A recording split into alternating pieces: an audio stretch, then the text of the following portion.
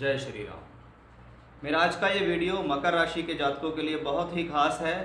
खास होने की वजह है बुध के राशि परिवर्तन की, कि सामान्य रूप से 22 से 25-26 दिन तक बुध एक राशि के अंदर रहता है, लेकिन इस बार बुध 66 डेज से भी ज़्यादा एक ही राशि में रहने वाले हैं। सबसे पहले 25 जुलाई को बुध का राशि परिवर्तन होगा और बुध राशि परिवर्तन करके यहाँ से कर्क राशि से निकलकर सिंह राशि में पहुँच जाएंगे। सिंह राशि में जाकर ये ग्रह वक्री होंगे। 24 अगस्त के आसपास ये वक्री होंगे, फिर 17 सितंबर के आसपास ये मार्गी हो जाएंगे और फिर 1 अक्टूबर तक ये यहाँ रहेंगे। यानी बुध का 8वें घर में वक्री मार्गी होना क्या फल देगा, सिंह राशि में बुध का क्या फल होते हैं, आपकी राशि से 6ठे और 9वें घर के स्वामी हैं तो उसका क्या फल होगा। साथ ही साथ बुध पर इस दौरान बृहस्पति और शनि जैसे ग्रहों की दृष्टि भी रहेगी। यानी गोचर के सिद्धांतों में भी चीज़ें ये आती हैं कि वेद होता है, वाम वेद होता है, विपरीत वेद होता है। ये एक बहुत टिपिकल विषय है कि गोचर को ऐसे ही नहीं बताया जाता है कि उसके सामने कोई ग्रह आ जाए तो क्या होगा, क्या वो फल देगा या नहीं देगा, या जो सामने ग्रह आया है वो किस प्रकार का फल देने वाला है। इस दौरान बुध 3 नक्षत्रों में भी गोचर करेंगे, मघा, पूर्वा, फाल्गुनी, उत्तर फाल्गुनी। इन सब की चर्चा इस वीडियो में लेकर आया हूँ, इसलिए बहुत ही ध्यान से समझिएगा। बिल्कुल पॉइंट टू पॉइंट मैं आपसे इसमें यहाँ बात करूँगा। सबसे पहली बात है कि बुध ब्रह्मांड में चक्कर लगा रहा है। सभी ग्रह सूर्य के चारों तरफ चक्कर लगा रहे हैं, लेकिन इस बार वो सूर्य की कक्षा यानी सूर्य की जो राशि है सिंह राशि, उसके अंदर ट्रांजिट करेगा।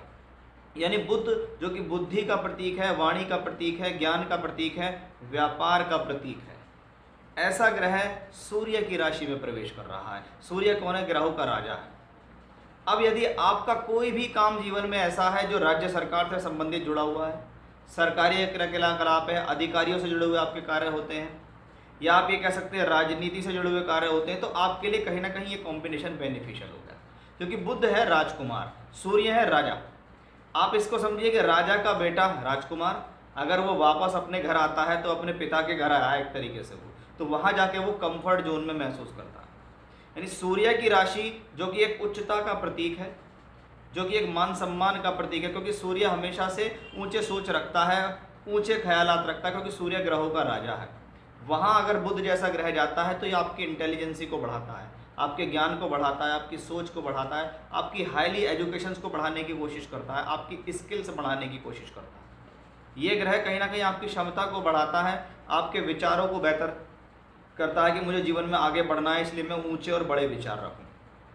अब प्लेनेट आता है 8th हाउस के अंदर, राशि से 8वें घर के अंदर आता है। यानी सीधी सीधी बात है, राशि से 8वां घर त्रिक भाव है, क्योंकि 6, 8, 12 त्रिक भाव होते हैं। इन भावों में अगर कोई ग्रह जाता है तो उसको स्ट्रगल करना पड़ता है, उसको अन्य ग्रहों के मुकाबले ज़्यादा स्ट्रगल करना पड़ता है। ऐसा हम मान सकते हैं कि अगर बुध ग्रह वहाँ गया है तो उसको जो भी चीज़ चाहिए वो बहुत आसानी से प्राप्त नहीं होगी, क्योंकि वो प्लेनेट 8th हाउस के अंदर गया हुआ है। वो प्लेनेट 8वें घर के अंदर है, उसको जो भी चीज़ चाहिए होगा वो बहुत आसानी से मिलेगा नहीं। यानी इस दौरान स्ट्रगल की थोड़ी सी आदत को बढ़ा लीजिए। जैसे ही जितना आपका स्ट्रगल होगा उतना ही आपको उसमें रिसीव भी होगा, उतना आपको प्राप्त भी होगा। ये एक बहुत अच्छी स्थिति इसमें यहाँ दिखाई दे रही है। बुध इस दौरान 3 नक्षत्रों में गोचर करेंगे, जैसे मघा, पूर्वा फाल्गुनी, उत्तर फाल्गुनी नक्षत्र। ये तीनों नक्षत्र में बुध का ट्रांजिट होगा। अब आपके पास मान लीजिए आपकी कुंडली है और वहाँ सिंह राशि के अंदर कोई ग्रह नहीं बैठा है, यानी बुध वहाँ पर अगर ट्रांजिट करेगा तो शुभ है। अगर वहाँ पर कोई शुभ ग्रह बैठा है, जैसे मान लो बुध है, बृहस्पति, शुक्र, चंद्रमा बैठे हैं, उसके ऊपर बुध का ट्रांजिट और बेहतर हो जाता है। लेकिन अगर वहाँ पे कोई मेलेफिक्स प्लैनेट है, शनि है, राहु है, केतु है, मंगल है या सूर्य है, उसके ऊपर जब बुध का ये ट्रांजिट होगा तो क्या करेगा, शुभ ग्रह का अशुभ ग्रह पे ट्रांजिट हो जाए तो उसकी अशुभता को वो कम करता है। यानी 8th हाउस रिलेटेड जो प्रॉब्लम्स लाइफ में है उनको वो दूर करेगा, अड़चनों को दूर करेगा, आपकी लाइफ को स्मूथ बनाने की कोशिश करेगा। वो एक पॉजिटिव एस्पेक्ट हमें इन 3 नक्षत्रों में ट्रांजिट करने पर भी दिखता है। बुध बैठे हैं यहाँ, जिस पर धन के स्वामी शनि की दृष्टि है, ये आपकी राशि का लॉर्ड भी है, यानी धन से संबंध तो बुध का बना।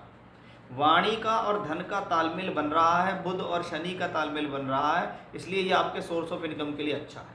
बहुत से शास्त्र पढ़ेंगे आप, अगर आपको कभी मौका मिले तो आप देखेगा कि 8वें घर में बुध के बैठने की बहुत प्रशंसाएं हुई हैं, कि 8th हाउस में अगर बुध हो तो ये बहुत ही बेहतर माना जाता है। उसके पीछे रीज़न है कि एक शुभ ग्रह होने के नाते 8th हाउस से बैठकर ये धन भाव को देखता है, और यहाँ तो धन के स्वामी को भी देख रहा है, इसलिए सोर्स ऑफ इनकम के लिए शुभ हुआ। छठे घर का मालिक 8th हाउस में है। क्या है ये? विपरीत राजयोग है। इसके ऊपर शनि जैसे ग्रह का प्रभाव भी है, इसलिए बुध ग्रह या विपरीत राजयोग में आएगा। अब विपरीत राजयोग का मतलब यहाँ सीधा यही है, जब आप किसी ऐसी परेशानी में फंस जाएंगे, जब आपको लगे कोई रास्ता नहीं मिल रहा है, कोई परेशानी आ रही है, पता नहीं इससे निकलेंगे या नहीं निकलेंगे, तब एग्जैक्टली ये विपरीत राजयोग काम करेगा और आपको उन प्रॉब्लम से निकाल के ले आएगा। एक बात ध्यान रखिएगा कि वो छठे घर का मालिक होकर 8वें घर में है। 24 अगस्त से 17 सितंबर बुध वक्री होगा, और वक्री प्लेनेट का 6-8-12 से संबंध हेल्थ इश्यूज देता है। स्वास्थ्य का विशेष ध्यान रखना होगा इस दौरान आपको। अदरवाइज इस प्लेनेट का कनेक्शन है 8th हाउस से और 2nd हाउस से, यानी कहीं ना कहीं आपकी दिनचर्या खराब होगी, आपका खान पान खराब होगा, आपका लाइफ स्टाइल खराब होगा और आप बीमार हो जाएंगे। तो वो एक कॉम्बिनेशन है जो उस दौरान ध्यान रखें जब वो वक्री है। 9th लॉर्ड 8th हाउस में, ये राशि से 8th है, तो भाग्य का मालिक अपने से 12वें स्थान में गया हुआ है, यानी ये दोनों तरफ से एक अड़चन का प्रतीक तो है कि भाई ये वो प्लेनेट है जो आपको 8th हाउस में मिला, यानी कहीं ना कहीं स्ट्रगल के हाउस में मिला। 9th लॉर्ड है यार यहाँ शिक्षा का कारक बुध, और 9वां भाव हायर एजुकेशन का घर, यानी जो लोग हायर एजुकेशन कर रहे हैं, मास्टर्स डिग्री कर रहे हैं, शोध का काम कर रहे हैं, पीएचडी कर रहे हैं, रिसर्च कर रहे हैं, उन लोगों के लिए ये समय टफ है। उन लोगों के लिए ये सभी चेतावनी से भरा हुआ समय रहेगा, क्योंकि ये बहुत खास नहीं है। साथ ही साथ ये भाग्य स्थान का स्वामी 8th हाउस में है, तो इसमें मैं इस बात को नहीं नकार सकता कि भी देखिए आपको सपोर्ट मिल रहा है शनि से, लेकिन बुध भाग्य स्थान का मालिक होकर जब गया हुआ है 8th हाउस के अंदर, तो ये आपको चेतावनी भी इस बात की देता है कि देखिए इस ट्रांजिट को ईजी वे में मत लेना, इस ट्रांजिट को आसान मत समझना। इस दौरान आपको अपना भाग्य बनाने के लिए स्ट्रगल को बढ़ाना पड़ेगा।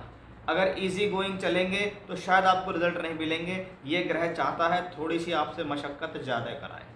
जब हम बुध की बात करते हैं तो कोशिश ये करते हैं कि वो 8th हाउस में, 8म भाव में सूर्य की राशि है जो आपकी राशि के लिए मित्र नहीं है। यानी ऐसी स्थितियों में कहा जाता है भगवान विष्णु और भगवान सूर्य देव से संबंधित आराधना अगर आपके जीवन में रहेगी तो आप इन प्रॉब्लम से बच पाएंगे।